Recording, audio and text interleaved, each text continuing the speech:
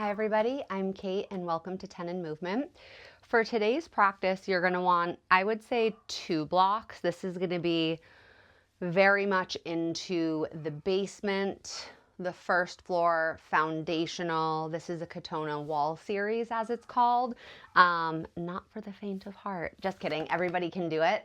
It'll just look different for everybody. So I like to start with a little bit of preemptive opening for the front line of the body. So to start, you're going to have 1 block. I have my second block up here ready to go as needed. So you're going to start lying down and my block is just going to come off to the side. And I like the spine to have a moment where it's like, okay, spine, just kind of relax, take a load off, right? It's afternoon here on the East Coast as I'm filming this. I want my gravitational pull to be different on my spine as opposed to just pulling down, and you can see how my knees are going side to side. You can even do a little bit of that dribble of the low back where it's like you're just kind of like bopping that out.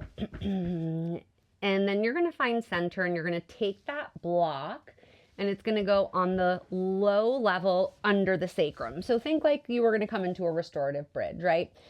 So I give my spine a moment to pause here and to register where I'm at, what I'm feeling. I can feel a little bit in the low back.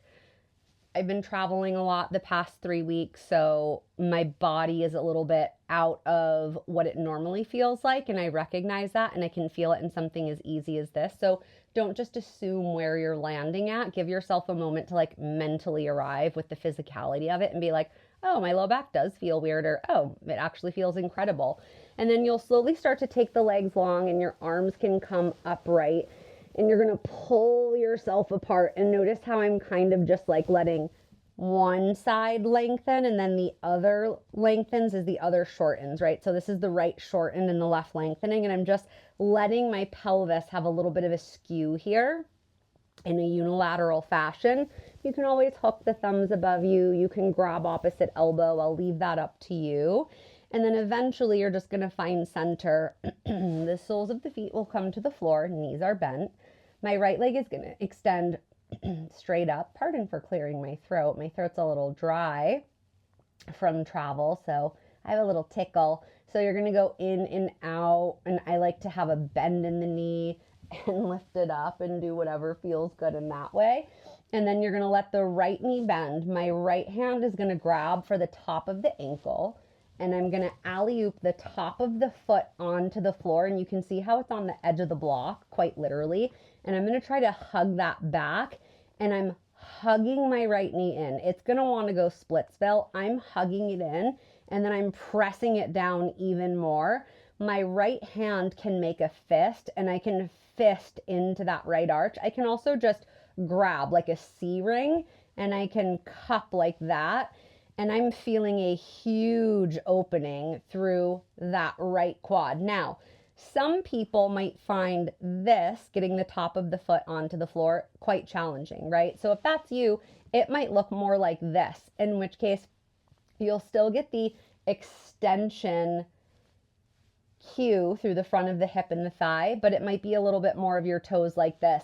Now, if you're a person who can't quite get the toes tucked under, you can still be on the ball toe mound, but think of the knee coming forward like that, right? So it just depends on what you're feeling and where you feel the accessibility lies, or perhaps doesn't. But if we're able to get that top of the foot, it's like you're really trying to stamp that down.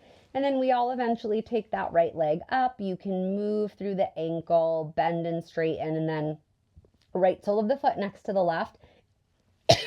Excuse me. My right knee literally already feels longer than my left. It feels like that leg is longer, right? And then I'm going to take my left leg up. I'm going to move through that. You can bend and straighten. You can have a little bit of that dial in and out, in and out. And then I'm going to point the left foot. I bend the knee. My left hand is going to grab for the top of that ankle. And then I'm going to alley-oop, and get the top of the foot along that block. And I'm going to do that C shape with my left hand, and I'm going to get it into the heel or the arch. You can also obviously do the fist into that arch. And if it's less of the top of the foot on the floor, totally fine. If the toe mounds are still on the floor, totally fine. We're just all going to be responsible for not letting the knee winging out. We don't want it to wing out. We're hugging it in and then trying to press that shin down. So now all of that opening is hoo, hoo, hoo, through the front of that left hip, left thigh. Pardon me. We stay here for another full cycle of breath in and a full cycle of breath out. And then we're gonna let that come up. You move through that. Left foot on the floor. So the hard part now is gonna be, we're gonna do both sides at the same time. You can do one side and then the other to get into it so they're both at the same time. Think bow pose with this block underneath you. If you need a slightly wider berth and your back feels fine, you can come up to the medium level. Do you see how I just came up to that medium level? I'm just going to slide my left foot in first because that's my tighter side. And then I'm going to grab for my right and I'm going to slide that. And then I have to shimmy my knees together, shimmy my knees down and forward. And you can see my hands are cupping my heels and I'm wrapping my shoulders underneath. So it really does look in essence like a bow pose. And I like to have a little bit of that same kind of toggle that we took in the beginning with the block on the low level. You can see how my right leg is kind of favoring and coming down and lengthening, and then my left. And it just plays the unilateral sensation. And you can hang out here for as long as you'd like. And if you're like, this is the stuff, you can pause me and hang here for another breath or two. And then eventually it's that slow unwinding. I'm just going to move the block to the low level. So if you were like me and you went to the medium, go to the low. Your legs will come up and then just drain that out. So know that when we're talking about the first floor, the basement, we're talking about the most primal things esoterically. So it's like sex, food, money, water, right? We also reference it in the metaphor of the body as a house as the basement because it's like where we collect stuff. I think of the basement in this house and there's like, you don't even want to know. There's a ton of stuff down there, right? Things I don't want to get rid of, like boxes from Christmas. I'm fully turning into my grandmother. But that's neither here nor there. The feet come to the floor. You'll move the block off to the side. Butt comes down. Feet go wide. Knees knock in. We have to neutralize. It's about getting into the depths and getting into the stuff we don't always get into, right? The arms, the second floor. It's like the living quarters. It's where we go. It's like how we handle things. We're out in the world, grabbing, drinking, eating, shaking hands, hugging. But it's like what goes on under the table, right? And that's what we're going to get into today. So you'll eventually roll over to one side. You'll push yourself up. We will do a little bit of a cat and cow. Let's just flip the wrist because flipping the wrist is always nice in my humble little opinion. You'll circle through the wrists. You're going to circle and stir. Move through whatever you want to move through. Oh, hi, Bumblebee. Thank you. You came for moral support. And then you'll come, keep the wrist flip, and you're going to start to find your cats and cows. Oh, rounding feels so good after that extension. So you're just flexing and extending. 10, 9, 8, 7, 6, 5, 4, 3, 2, very last one. So neutral gaze, neutral spine. You're going to come to draw the big toes together, the knees together. We're going to come to sit back in our toe breaker. And this is going to give you what's called dorsiflexion of the ankle, where there's a deeper crease. And because when we get into the quote unquote wall series, even though I'm not going to do it against a wall, you're going to be in plantar flexion through the ankle. So it's nice to find the opposite, and everything is kind of done in opposites when you're thinking about a well-balanced practice or doing anything, right? It's like you can't just do one thing all the time. You have to find the opposition of things. So I'm just kind of holding this little ragamuffin and rocking myself side to side, getting the transverse arch to open, and I'm going to kind of shake and bounce a little bit. Anything else that feels good for you, you can do. If you feel called to take an interlacing behind you, you can also interlace and come up. You can do a little flossing like that. We'll stay active. 2 more breaths in and out. Breathing in and breathing out. Eventually my hands will come down. You'll untuck the toes and you'll give a little bit of that tap, tap, tap, tap, tap out. Okay, so we're gonna get into now the wall series, and I'm actually not even gonna do it on a wall because I wanna show you that you don't have to do it on a wall. You don't have to do it on a door. I'm gonna use this little, we'll call it an end table. So I'm gonna use this, but I am gonna have 2 blocks handy because I know my body and I know I'm definitely gonna want blocks. So I am gonna start, and I'm gonna kind of be off to the side so you can see.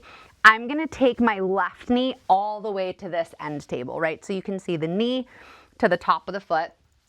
It is on that table. I have a block underneath each hand. And I'm gonna take the right foot forward and I'm gonna take it to 90.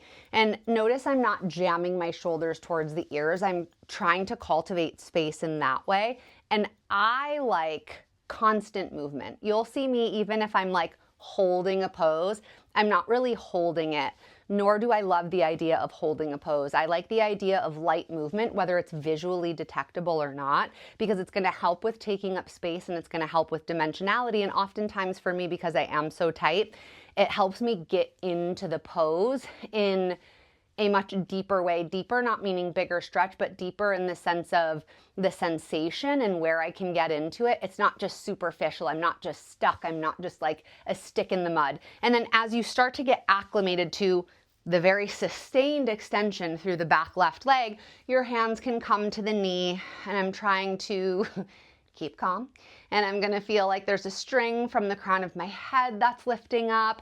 And if you feel like $1,000,000 here and you're like, yes, I wanna reach the arms up and grab opposite elbow. And if there was a wall behind you and you wanted to flip your hands and bring finger tops to the wall, you can. For me, because I am a tighter person, I usually oscillate between here and here. And sometimes I'll get brave and I'll be like, I'm ready for here. And then I'm like, nope, I went too far, right? Like I almost just fell over. And that's okay. It's like nothing is perfect. No practice is perfect. No teacher is perfect. And every time we come to the mat, our bodies feel different, right? And they should. We don't do the same thing every day. We're not robots. So every day you're going to have a different relationship with the poses that you take. And that's important. That's information. It helps you register. What'd you do? What'd you do too much of? What'd you not do enough of, right? It's all information. And this first shape we kind of hang out in the longest because it's the basis for everything else that we do. So those blocks now can come off to the side. The torso will come upright, and I want you to feel length through the waist because we're gonna come into a closed twist. So that left elbow is gonna come outside that right knee. I'm gonna make a fist with my left hand. My right hand is that paper covers rock. My elbows are stacked. I'm utilizing the leverage and the connection of my left arm and my right knee to find my spiral. Notice how I'm leaning back, and then my head is on a swivel and I'm looking up over that top shoulder, over that top elbow, and my head is back in space. A lot of times with a twist, I see people kind of crick their neck down like this. The head is attached to the spine, right? The spine goes right up into the skull. You want that to be a part of the revolution. And I'm still taking, as you can see, a little bit of that shift forward and backwards, and we stay active here. Maybe lean back a little bit more, breathing in and breathing out. Eventually you'll bring the hands down. I always like to get my bearings. Now, my right hand is going to come on the inside of the right foot, and I'm going to flip the heel of the palm. So the heel of the palm and the heel of the foot are in the same line. You're going to have a little bit of a bend in the elbow, and then you're hugging that right knee into your right upper arm. They're like having a conversation. You're keeping them together. That's going to start to give you your rotation to the left. So now it's an open rotation, not a closed rotation. Ooh, my left hip, my left thigh is getting all the feels right now. So we're going to start to take that rotation, and the left hand can certainly stay on the small of the back here. If it feels like you want to take it more broad scope and you want to reach that left arm up, go for it. The left arm can extend over the ear. For me, that's usually a little too much of sensation. So I'll stay focusing on, for me, the degree of the twist and then the lift of the arm, right? That's where I stay. Sometimes if I'm feeling really good, I'll take the arm overhead. Maybe you can even half bind. That's very much up to you. But we'll stay active, breathing in and breathing out. Eventually the hand comes down, the right hand flips the regular way. So now you're gonna take the right foot and you're gonna toe heel it out to its own side. I'm gonna have blocks initially under my hands, again, because I tend to be a little bit of a tighter person. So I'm using blocks under my hands and I'm just gonna try, while staying upright, to take a bit more of a circle and a stir. And this is, again, preemptively kind of opening, mobilizing through the hip as we go a little bit lower towards the floor. So I'm going to move my blocks off to the side and I'm going to take my forearms down. So think lizard, but notice nothing in my left leg has changed at all. And I'm going to try to shift and keep navigating and keep moving. Head can hang very heavy. I'm still breathing, even though the sensation is quite intense. And then eventually you'll come up onto your palms. Your left fingertips or left hand will come towards the upper left diagonal. I'm going to do palm and really keep the shoulder out of the ear. My right hand comes to my right knee, and notice how that connect gives me the bigger back bend and how my head comes back.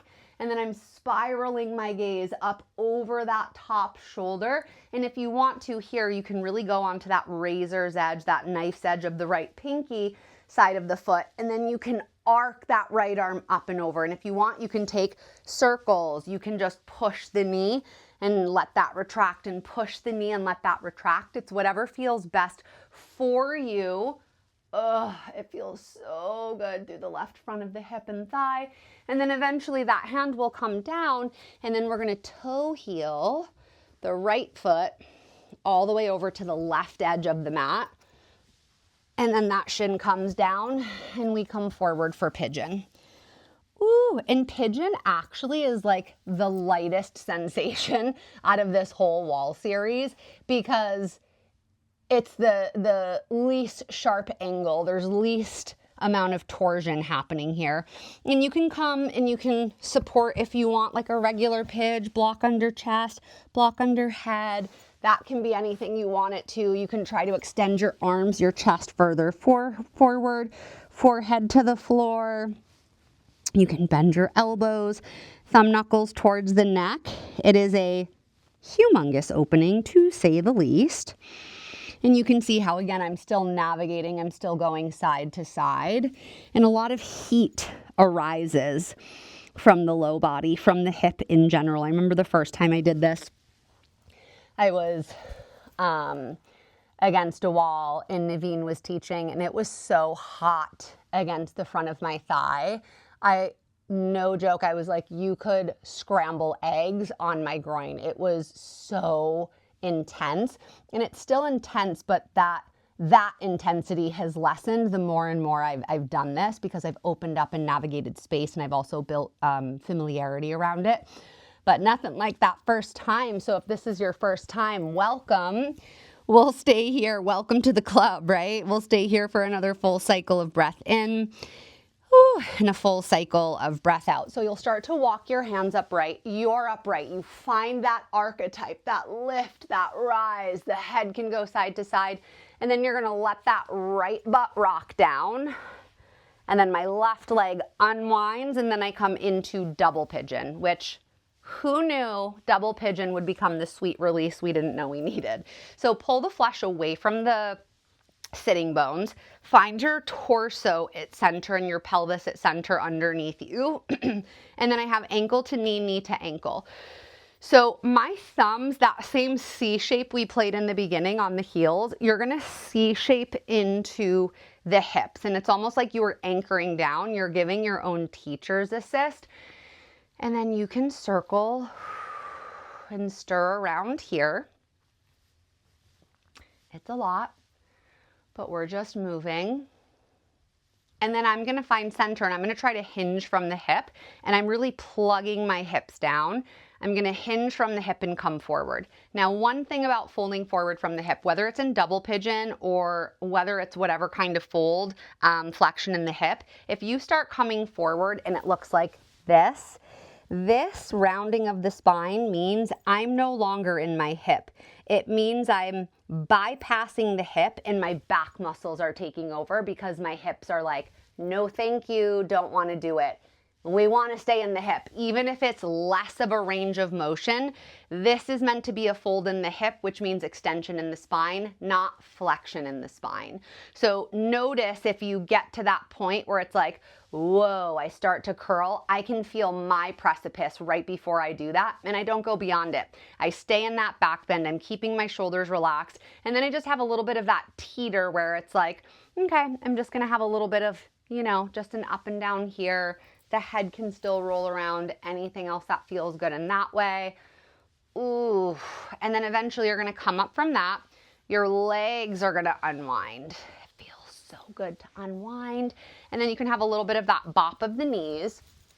You can dial in and out, which I like. I like the range of motion of the actual joint space. So the upper femoral head within the socket, and you can shake that out. I'm once again gonna peel the flesh away from my seat, so I'm exposing the sitting bone. My knees are bent, and it's shifting the pelvis where I'm coming from the tail to my pubis, right? You can see how I'm much more upright. It's gonna put me more into my hip. So again, I'm not gonna be just dumping into the spine. You can even thumb the hip crease again. I'm taking the belly to the thigh. I'm trying to get the nipple line towards like just above the knee. My knee is in the armpit, and then my hands reach for the outer arches. The chin can drop into the chest, and you're in that Paschimottanasana. If you wanted, of course, you could take a block under the head and let yourself drop like that. Regardless of where you're at, you're gonna try to scoot the butt back and give yourself a moment. Ugh. And then you can rock a little side to side, whatever else feels good. And this is like, we'll call this, I can safely say this is active recovery before you come onto your other side of the wall series. So we'll stay here, another full cycle of breath in and a full cycle of breath out. So we'll rise up from that.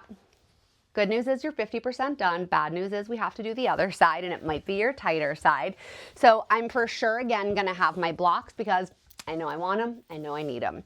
So it's gonna be my right knee now. That's gonna nestle right up against this end table, your wall, the door, whatever it is you're against. Again, my foot is in plantar flexion, which is why we did that toe breaker prior.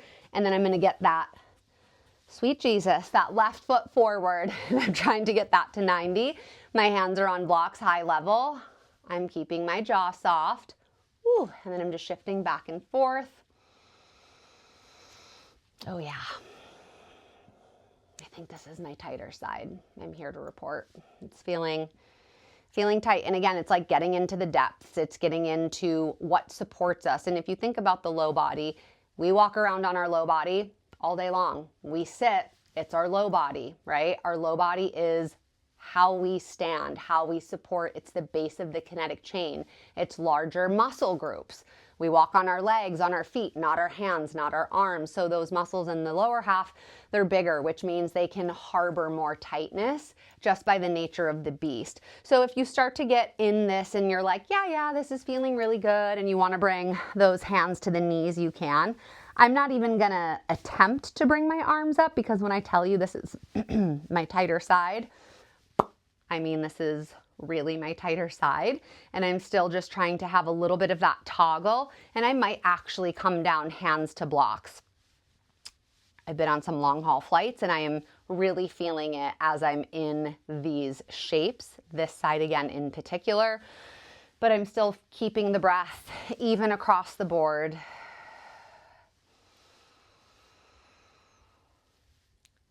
It's going to signal to my nervous system that there's still a lot of safety and that it doesn't need to freak out, right?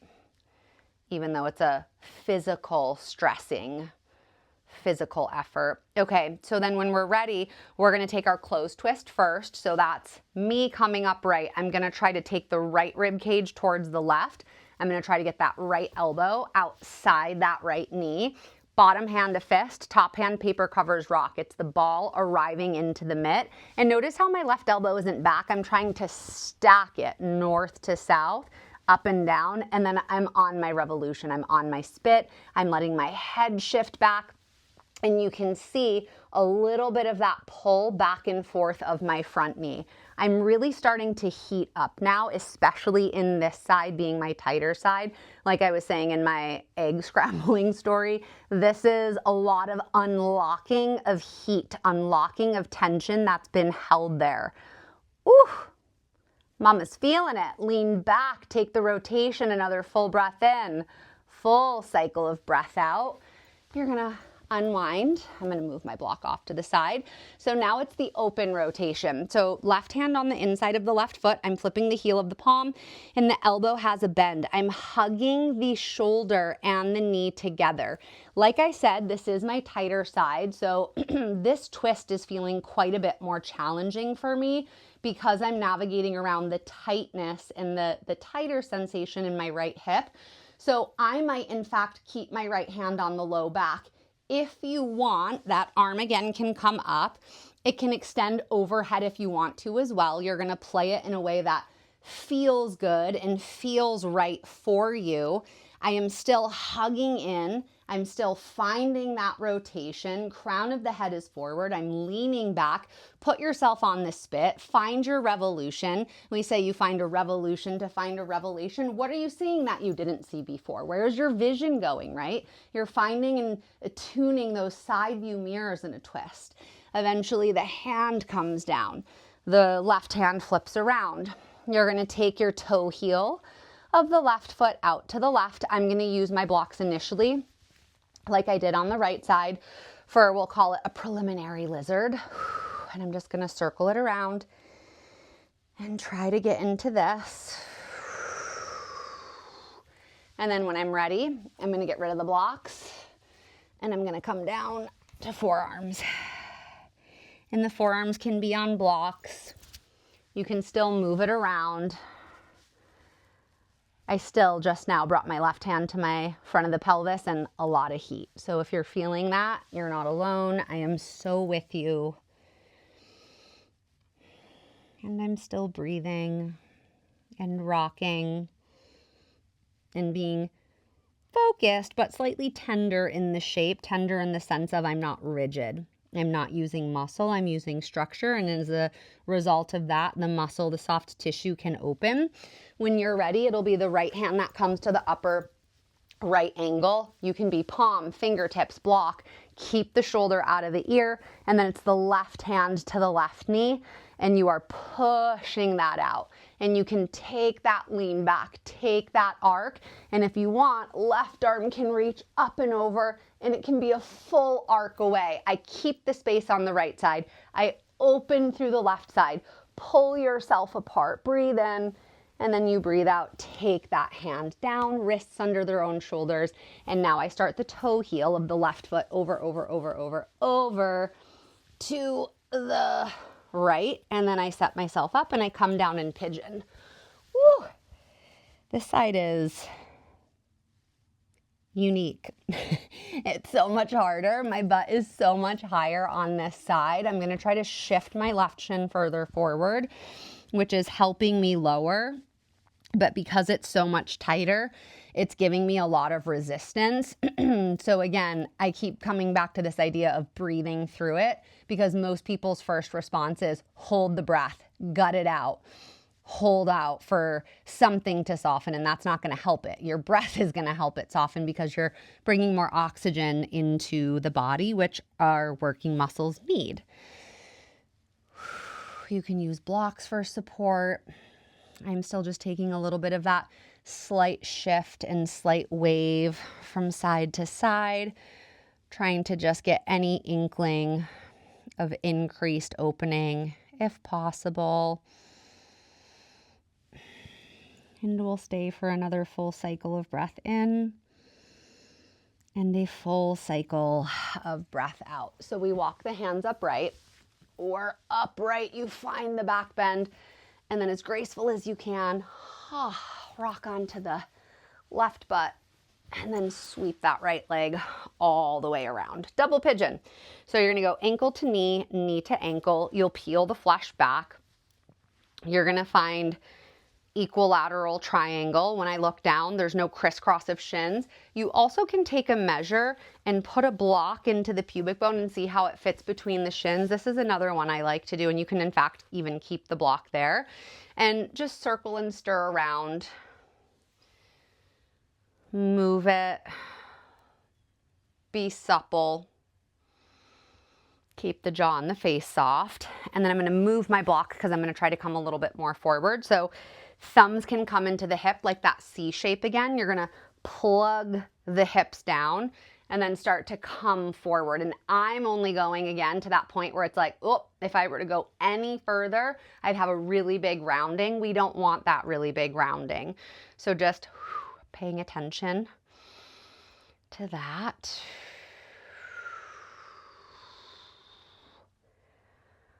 Whew. I'm just having a bit of that side to side, little wiggles, anything else that feels good. And then you'll come up from that. And then you have that sweet, sweet release, letting the legs go long. We're going to do another round of Paschimottanasana. So shake out through that. If you want to have a little bit of a bop out through the outer leg, you can. I'm again going to peel the flesh back. My knees have a tiny bend. I'm super flexed through the feet. I'm once more folding from the hip. So I'm laying the belly on the thigh. I'm in a back bend.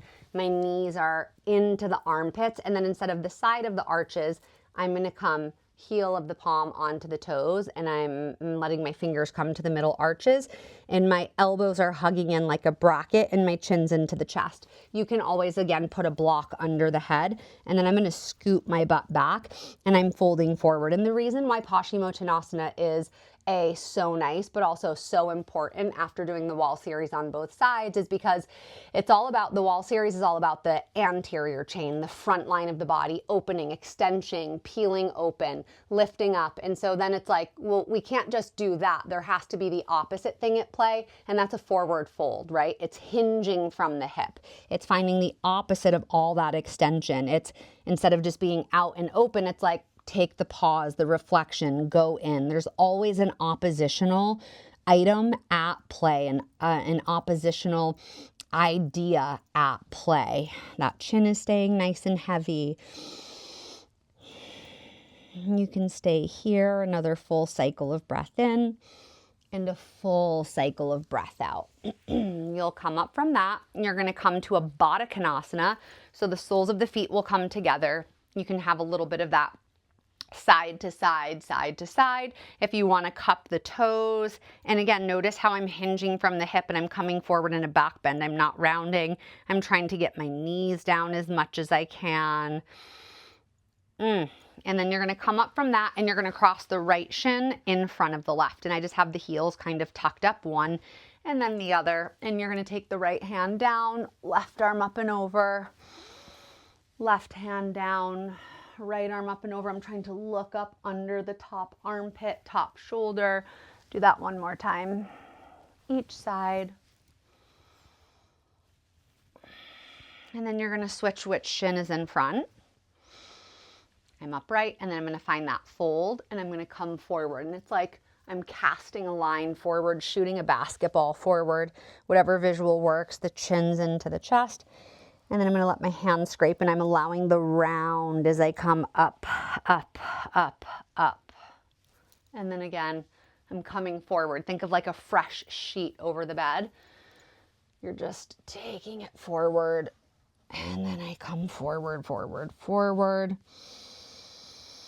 Extend through that low back. And then stack that up, roll it up. You can move through the head and the neck. And then you'll just find center. It's an easy breath in and an easy breath out. Bring the palms to press, drop the chin. Have your moment of reflection, release, manifestation, the thumb knuckles rise, little bow. And that is the wall series. So thank you so much for joining, and hopefully we'll see you on Tenon soon. Bye.